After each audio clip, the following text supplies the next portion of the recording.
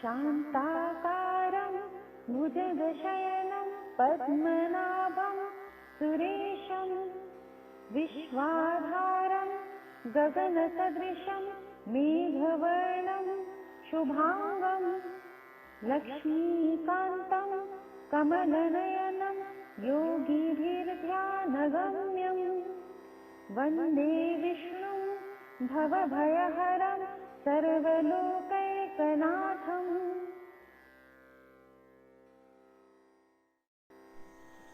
जय श्री कृष्ण। आज हम पंचम ज्योतिर्लिंग वैद्यनाथ जी के इतिहास की जानकारी प्राप्त करेंगे। आदि शंकराचार्य जी कहते हैं, पूर्वोत्तरे प्रज्वलिका निधाने सदा वसंतम गिरिजा समेतम सुरासुराराधित पाद पदम श्री वैद्यनाथम तमहम नमामि। अर्थात पूर्वोत्तर में शक्तिपीठ के साथ प्राचीन समय की चिता भूमि पर मां पार्वती के साथ देवताओं और राक्षस सभी जिनके चरणों में समर्पित रहते हैं, ऐसे श्री वैद्यनाथ रूप में मैं श्री महाशिव को प्रणाम करता हूँ, उनका नमन करता हूँ। पहले हम इनका इतिहास जानेंगे और फिर जैसा मुझे स्वयं महादेव जी द्वारा बताया गया है उसके अनुसार पौराणिक मंदिर कहाँ स्थित है उसका मैं आपको ऊर्जाओं के प्रवाह का मेरा जो कार्य है उसके अनुसार सत्य आपको बताऊंगा। किसी त्रेता युग में रावण ने तीनों लोग जीत लिए थे। वह महादेव का बहुत बड़ा भक्त था। रावण की इच्छा थी कि वह कैलाश को ही उठाकर लंका ले आए और उसने इसके लिए भरसक प्रयास भी किया था, जो इतिहास में जग विदित है। अपने प्रयासों के असफल होने के बाद लंका नरेश रावण ने निश्चय किया कि वह ब्रह्म स्वरूप ज्योतिर्लिंग को लंका में लाएगा। वह हिमालय गए और उन्होंने विकट तपस्या की। उनकी तपस्या से प्रसन्न होकर महादेव भोलेनाथ जी प्रकट हुए और अपने भक्त की वेदना सुनी। राक्षसों के राज में उन्हें पता था कि उनके लिंग का, उनके प्रतीक का सम्मान नहीं हो पाएगा और तामसिक चढ़ावे से राक्षस उन्हें हमेशा ही परेशान करेंगे। इसीलिए प्रभु ने माया रची।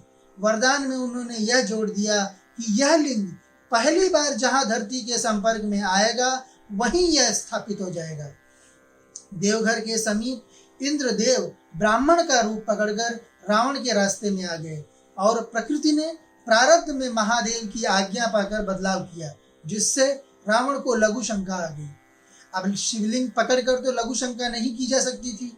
आजकल ब्राह्मण देवता झोले में शालिग्राम रखकर लघु शंका करने बैठ जाते हैं, परंतु ऐसा करने से मूर्ति दूषित हो जाती है और उसका डिवाइन अर्थात उसकी दिव्यता समाप्त हो जाती है। सामने ब्राह्मण को देखकर रावण ने सोचा, अब इससे अच्छा मौका नहीं मिलेगा। ब्राह्मण को लिंग देने में कोई धार्मिक बुराई नहीं है और यह तुच्छ ब्राह्मण मुझसे बराबरी भी क्या करेगा, तो लिंग को भी कोई संकट नहीं है। तो उसने याचक की भांति इंद्रदेव जो ब्राह्मण वेश में थे उन्हें शिवलिंग पकड़ने के लिए आग्रह किया। इंद्रदेव ने भी अवश्य यह कहकर शिवलिंग अपने हाथ में ले लिया और लंका नरेश दूर जाकर अपनी लघु शंका का निवारण करने लगे। मौका देखते ही इंद्रदेव तुरंत जमीन पर शिवलिंग रखकर अंतर्ध्यान हो गए। रावण ने जब पीछे मुड़कर देखा तो लिंग धरती के संपर्क में आ चुका था और स्थापित हो चुका था। उसने बहुत यत्न प्रयत्न किया लेकिन शिवलिंग को उस स्थान से हिला भी नहीं सका।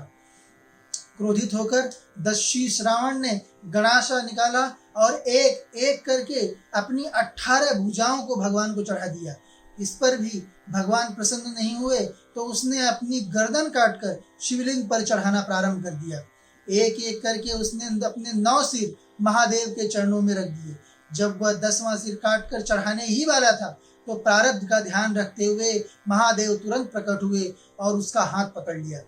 महादेव ने तुरंत ही रावण के सभी कटे सर संजीवनी विद्या द्वारा जोड़ दिए और उसकी 20 भुजाएं उन्हें वापस कर दी। महादेव ने रावण से कहा कि यह ज्योतिर्लिंग सदा ही बड़े बड़े धार्मिकों को तुम्हारी भक्ति की कहानी सुनाता रहेगा और रावण जैसा शिव भक्त न कभी हुआ है और न कभी होगा। और इस स्थान पर जो भी व्यक्ति भक्ति और श्रद्धा से मेरी आराधना करेगा उसे सभी रोगों से मुक्ति मिल जाएगी। रावण के कटे हुए सिरों को जोड़ने के कारण महादेव ने अपने इस रूप को वैद्यनाथ नाम दिया, जो कि स्थानीय भाषाओं के कारण बैजनाथ या वैद्यनाथ नाम से प्रसिद्ध है। यह मंदिर झारखंड के देवघर धाम में स्थित है।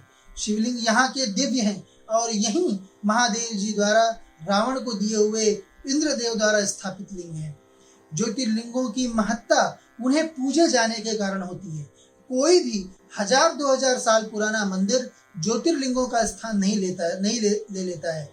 फिर कुछ 100 साल पहले बनाए गए स्थानों की बात ही क्या करनी।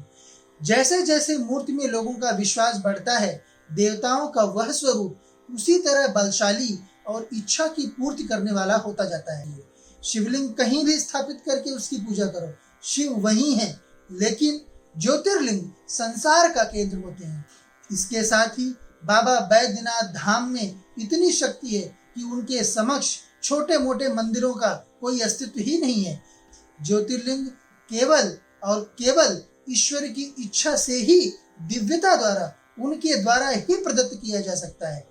बाबा के धाम अवश्य जाएं। किसी भी मंदिर में जाने से एक धार्मिक कुछ नहीं खोता है। भोलेनाथ अपने हर भक्त द्वारा रेती के बनाए गए लिंग में भी निवास कर जाते हैं। अगले ज्योतिर्लिंग की कहानी के साथ मैं आपके समक्ष पुनः उपस्थित होऊंगा। तब तक के लिए राधे राधे।